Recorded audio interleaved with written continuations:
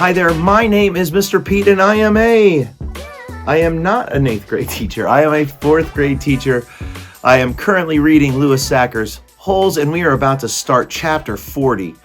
We left off Stanley and Zero on the top of God's thumb. Zero is still in bad shape. However, some interesting things have happened. Stanley found water. He also found a raw wild onion. And, you know, as he's sitting on top of God's thumb, Zero is sort of delirious, and Zero tells him, I didn't know about the shoes. And he's talking about Clyde Livingston's shoes, which is confusing to Stanley. He thinks he's delirious. And then Stanley sings that song to Zero that has been passed down in his family since Elia Yelnats. So as we head into chapter 40, we have Zero, who's still extremely sick. We have Stanley, who has more or less carried Zero to this place. And hopefully, you have to ask yourself, is an onion and some water going to be enough to help Zero? So as we dive into chapter 40, those are our questions. And what's next? What's next? They're in the middle of nowhere. So even if God's thumb is a refuge, what's next? Chapter 40. Let's get going. When Stanley found the onion the night before, he didn't question how it had come to be there. He ate it gratefully. But now as he sat gazing at Big Thumb and the meadow full of flowers, he couldn't help but wonder about it. If there was one wild onion, there could be more. He intertwined his fingers and tried to rub out the pain. Then he bent down and dug up another flower, this time pulling up the entire plant, including the root. You're making a big deal about the onions. Hopefully you're making connections, because here we have a gap in time. And instead of going forward a little bit to find out what Stanley has found, we're going to go back in time now. And we're going to go back in time to Green Lake before Trout Walker killed Sam. So this is going back before all of the stuff happened at the end of the last anecdote we had about Green Lake, where Trout Walker and the mob killed Sam, killed Mary Lou. All right, so here we go. Let's find out about Sam, the Onion Man. Onions, fresh, hot, sweet onions, Sam called as Mary Lou pulled the cart down Main Street. 8 cents a dozen. It was a beautiful spring morning. The sky was painted pale blue and pink, the same color as the lake and the peach trees along its shore. Mrs. Gladys Tennyson, new character, was wearing just her nightgown and robe as she came running down the street after Sam. Mrs. Tennyson was normally a very proper woman who never went out in public without dressing up in fine clothes and hat. So it was quite surprising to the people of Green Lake to see her running past them. So we're setting tone here. What would cause someone who always wore nice clothes to be running down the street wearing her nightgown in the morning to see Sam? Sam, she shouted. Whoa, Mary Lou, said Sam, stopping his mule and cart.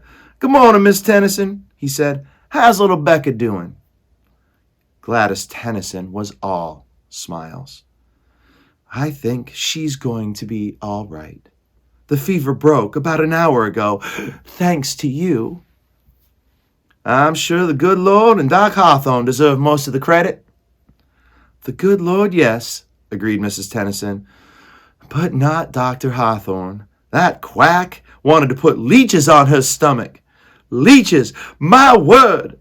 He said they would suck out the bad blood. Now you tell me, how would a leech know good blood from bad blood? I wouldn't know, said Sam. It was your onion tonic, said Mrs. Tennyson. That's what saved her.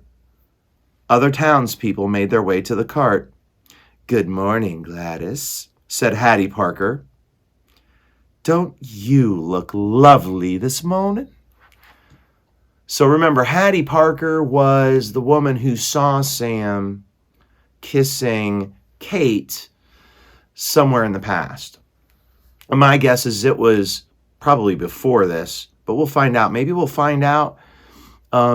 Maybe it was after this. I don't know. We'll find out maybe here. I'm not sure. But here's Hattie Parker. So we're going to learn a little bit about her. She's sort of the one who told on them, which eventually got Sam killed. Let's find out if there's a little more to this story here. So setting the stage again as we hop back into the book, you have Gladys Tennyson, who went and got onion tonic from Sam and also went to Doc Hawthorne. Doc Hawthorne was going to do the leeches thing, and she just went with the onion tonic. And her daughter got better. Her daughter Becca got better from the onion tonic. Here we go. Let's see. Are we going to find out about Hattie Parker? And why are we learning about this onion tonic that made Becca get better when she was sick? Several people snickered. "Good morning, Hattie," Mrs. Tennyson replied. "Does your husband know you're parading about in your bedclothes?" Hattie asked. There were more snickers. "My husband knows exactly where I am and how I am dressed, thank you," said Mrs. Tennyson. "We have both been up all night and half the morning with Rebecca. She almost died from stomach sickness. It seems she ate some bad meat." Hattie's face flushed. Her husband, Jim Parker, was the butcher. "It made my husband and me sick as well," said Mrs. Tennyson, "but it nearly killed Becca. What with her being so young, Sam saved her life." "It wasn't me," said Sam. "It was the onions." "I'm glad Becca's all right," Hattie said contritely. Highlight vocabulary word. "I keep telling Jim he needs to wash his knives," said Mr. Pike, who owned the general store. Hattie Parker excused herself, then turned and quickly walked away. "Tell Becca that when she feels up to it to come by the store for a piece of candy," said Mr. Pike. "Thank you. I'll do that." Before returning home, Mrs. Tennyson bought a dozen onions from Sam. She gave him a dime and told him to keep the change. "I don't take charity," Sam told her, "but if you want to buy a few extra onions for Mary Lou, I'm sure she'd appreciate it." "All right, then," said Mrs. Tennyson. "Give me my change in onions." Sam gave Mrs. Tennyson an additional 3 onions, and she fed them one at a time to Mary Lou. She laughed as the old donkey ate them out of her hand.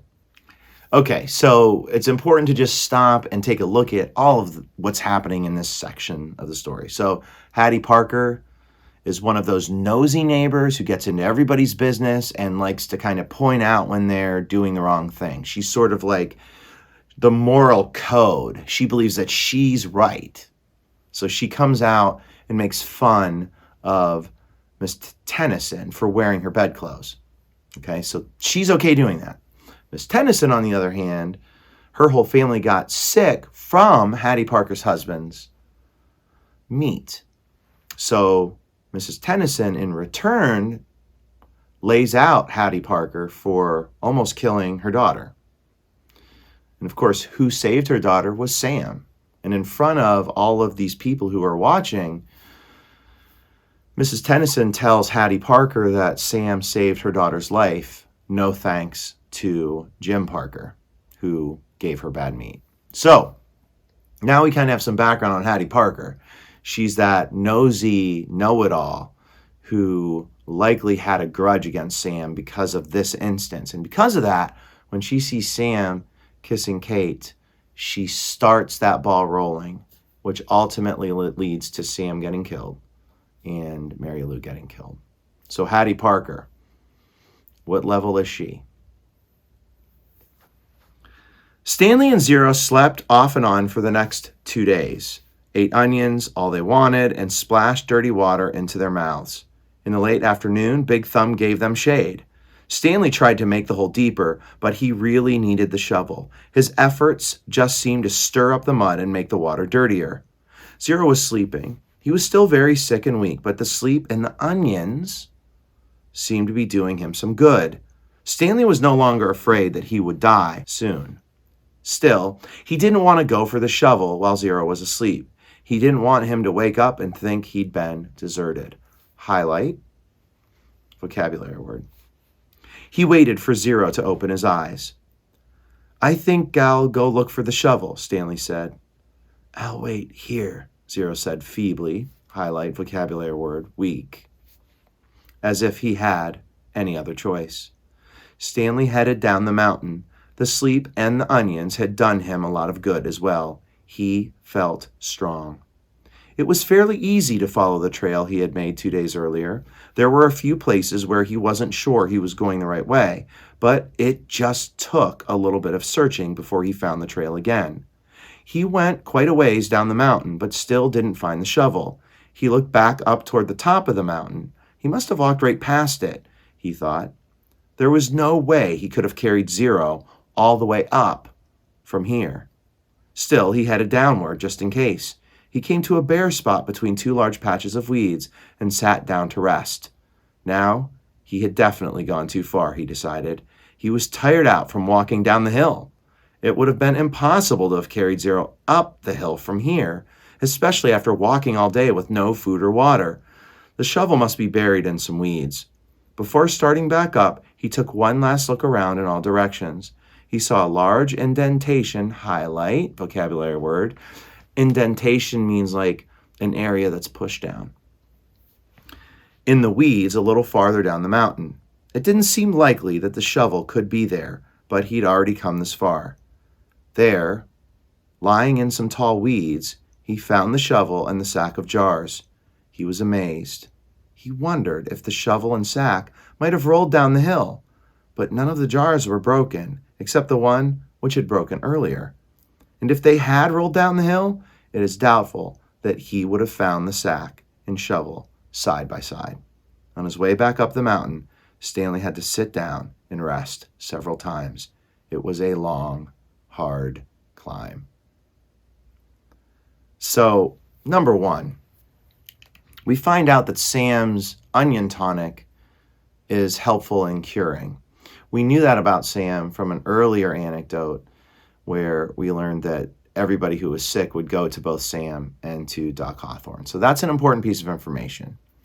We find out that Zero is getting a little bit better, but Stanley is still super worried about him. And then we have this story about Stanley going down the hill, and he realizes that when he carried Zero up that mountain, that it was a long way and that he shouldn't have been able to carry him that far, but he was able to willfully do it. Now, without having to carry Zero, he even has to stop a few times while climbing up the mountain, whereas when he carried him up originally, he didn't have to do that. So, very interesting piece of the story that fits in somehow, but how is why. If you have any guesses, leave a comment below, because we are starting to fill in some of these holes if you're paying attention. What an amazing book. Where do we go from here? Will Zero continue to get better? Will the boys eventually have to go back to Camp Green Lake? And what happens then when the warden gets her hands on them? Or do they keep trying to get home? I don't know, but I can't wait to find out. All right, thank you so much for joining me. Please make sure you like, please make sure you subscribe, please make sure you leave comments, and do me a favor, tell a friend, and then have the friend tell a friend. Let's keep this community growing. I'd love for a bunch of teachers to join so we can have these conversations. Create a network. If you're doing something really cool on your YouTube channel, let me know, and I will make sure to subscribe. All right, thank you so much to my class. Awesome job as always. I cannot wait to see you tomorrow. Have a great day. And I will see you on the next page. Peace.